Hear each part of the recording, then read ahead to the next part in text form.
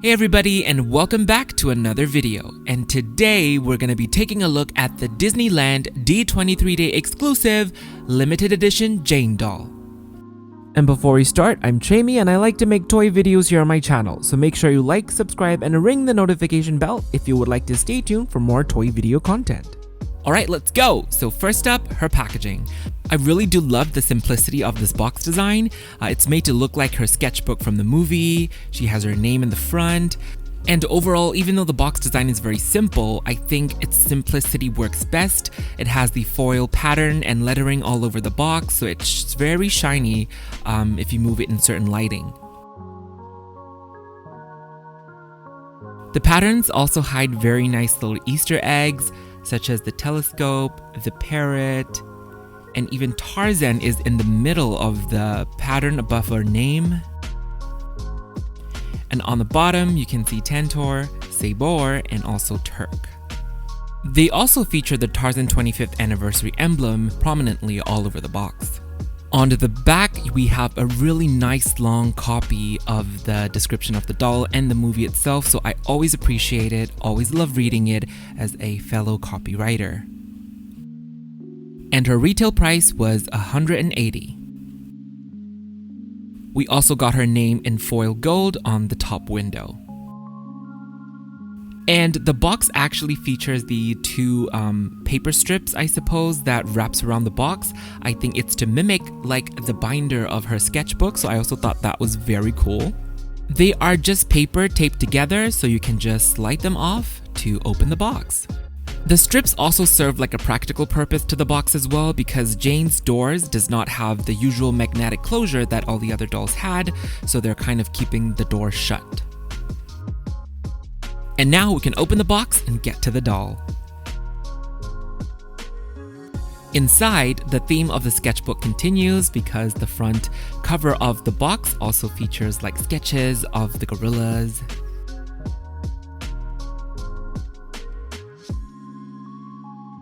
The anniversary emblem sticker also makes a return on the box after they disappeared for a bit with Frozen.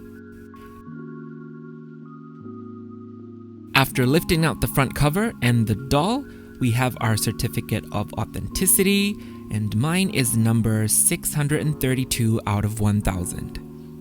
I also just wanted to show that on the inner side of the front cover, where we can't even see, there are more additional sketches of the gorillas, which is really, really cute, and it's such a nice touch. I wonder if they just designed these sketches for the box, or were they pulled directly from the concept art of the movie. Now, here is one final look at Jane in her original box posing before we take her out. Alright, back to Jane. So she's out of the box, and here is a quick 360 overview look of the doll before we get into the details. First, we gotta talk about her brand new face sculpt. I just love this sculpt so much. It looks so much like her, and just take a look at the profile. It's so beautiful, it's so cute, it's so gorgeous, and she's giving it in the jungle. I love the overall expression that they gave her. I always love it when they do something with their brows. It adds more expression and character into them. I love her eyes. They're not like straight, they're not completely side-eye, they're kind of glancing towards an angle. I always find it interesting when they do that. And I just love the pale shimmery eyeshadow she's going on. It's purple, but it almost feels like it does not exist in some angles, but once you put it back in certain lighting, it's back there again. Then we got her rooted eyelashes, and I just wanted to show this part. Look at her lips. It's like an actual open mouth sculpt. I think this is the first time I've ever had a doll like that, where the open mouth part is not just painted with teeth completely. It's like her teeth is also sculpted into the open mouth because the lower part is just open. It's almost like a peek into her mouth, and I just love that. It's so unique. Maybe it's just me, I've never had a doll like that before, but to me this is like a literal open mouth sculpt, which is just fantastic because it's so accurate to her smile in the movie. If you look at it, she always smiles with her upper teeth out, and then she always has her mouth kind of slightly parted, and it's just so awesome. And here is also what I was talking about earlier on the eyeshadow. You can see that in some angles it almost looks like it doesn't exist. I thought it was a paint chip, but no, it's just the way it's reflecting off of the light. And then for her hair, she has this lovely shade of brown with some highlights and lowlights mixed in. So her hair is pretty much gelled. We got the 2 tendrils on the side, and I also love the little one in the middle. They're all gelled. And basically the way it's styled is that the front 2 parts are just pulled back and swept into the back to have this like low bun on the back of her head. And then on the top, then she has her knotted actual main part of the bun, which are all gelled. And it's very accurate to the movie. The only difference is that in the movie, that knotted bun seems to be more on the back of her head as opposed to on the top of her head. So yeah, that's the only difference. I kind of would have preferred on the back, but it still kind of gives off the overall look and feel of her hair. For her jewelry, she does have 2 stud earrings that are encased in gold. They seem to be like a dark, deep sapphire kind of color for the gem. For her little tie, or is it a cravat? Or is it a cravat only for men? I don't know. For that little purple thing, she does have like a little gold brooch that's attached to it. It's in the shape of a flower. And from the touch, it feels like metal, but I could be wrong. But it's beautiful. Beautiful. But it's really beautiful. I love the little flower in the middle, and it just gives off a little nice touch to that part of her dress, because she already has like very few chances of having jewelry on her, so I think it was a nice opportunity to add that in. Moving on to her outfit. So first up, we got the top or the blouse. It's very accurate to the movie in terms of the silhouette and the shape.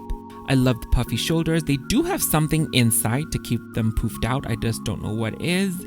And I think this little kind of lapel or collar that split open could be one of my favorite new additions they added into the design. And then on the main bodice piece, we do have the usual gold threaded metallic embroidery, as well as some gems on there. And I also love this little 2 tiny pieces at the bottom of her blouse. It's almost like a mini peplum of some sort. And then she does have like these kind of pleated white ruffles on her sleeves. Her sleeves have a lot of detail going on. On top of that ruffled effect, she still has another layer to mimic the sleeves being rolled up, so that's pretty nice over there. So the white blouse underneath her yellow top is stitched together as one piece, but they did it in a way that's very nice. So the white fabric does not just end as immediately when the yellow fabric starts. It still goes down a little bit to give that illusion of layer, so that's pretty cool. And I can try to poke my comb in to see how far it goes. It goes all the way to about her mid-chest, somewhere around that. So the white fabric exists kind of around there. On the back, as usual, it does attach with Velcro, but her top is actually fitted very nicely to her. It's very, very tight fitting to her body, so there's no loose spots or baggy spots. Okay, now we move on to her skirt. So because she's wearing a bustle skirt, there are 2 segments to her skirt. I guess one is the bustle and the other part is the main part of the dress. I do love the ruffled effects that they try to recreate here. It can go like either right or wrong, and I think they did a very nice approach of creating that overall silhouette of the pleats and the ruffles. They're gathered up very nicely and stitched together. On the back, we also have a new addition to the doll, which is the ribbon. And the ribbon is also very nice. I love the material. I think it's brocade, and it's the same material as the main part of her skirt. So there is a nice sort of like color combination going on with the deeper gold and the pale yellow. It is attached and stitched to the skirt, and they just kind of attach with Velcro on the back. And of course, on the back, we also have the other part of the bustle skirt, which is the longer version that's on at the back. So for the main part of her skirt, it is a big skirt. It may look flat because not a lot of stuffing is inside her. Actually, no stuffing is inside of her. But if you kind of poof it out, it does poof out as much as it would in the movie. So that's very nice. So for the main part of her skirt, the overall pattern has this brocade pattern going all over. And on top of that, we have our usual embroidered floral patterns as well as gems all throughout. And I love this amount because it does not overdo it. It has like a nice spread of jewels and embroideries going on. And on the bottom, there is a lace trim along with like a little purple satin trim to kind of finish things off. So for the structure of her dress, like she does not have any tissue at all poofing it out. She does have the fishnet petticoat that we have there. It's kind of stiff so that it kind of, gives structure to the dress. But the interesting thing about her is that because she's wearing a bustle skirt, there's like also 2 additional little mini little bumps on the back part. So yeah, over there. So it gives a nice little additional layer of poof for the dress. Okay, before we get more into the petticoat, there's also her shoes. Her shoes are also very movie accurate. I love the gold little buttons there. I love the way it goes up to her ankles.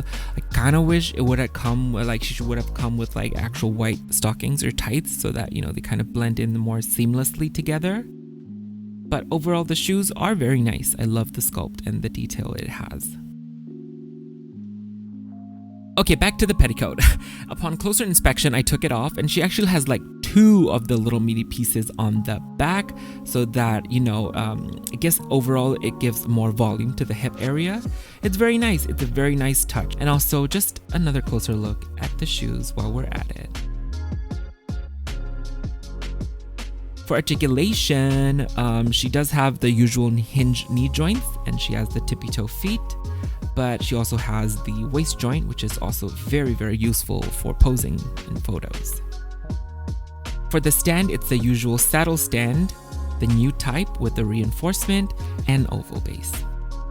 Okay, so from my final thoughts, first of all, I just want to say that isn't it crazy where there was a time when we thought like Jane would get never made into a limited edition doll, and then Meg happened. And then Esmeralda happened, and then Kita happened, and now we have Jane. For example, just look at this Disney Princess Heroines artwork that I did a few years ago. You can see that there are a couple classic dolls just kind of laying in there because we didn't have limited edition versions of them. And today, I can replace all of that with limited edition dolls. The entire mural artwork can be made up of all limited edition dolls.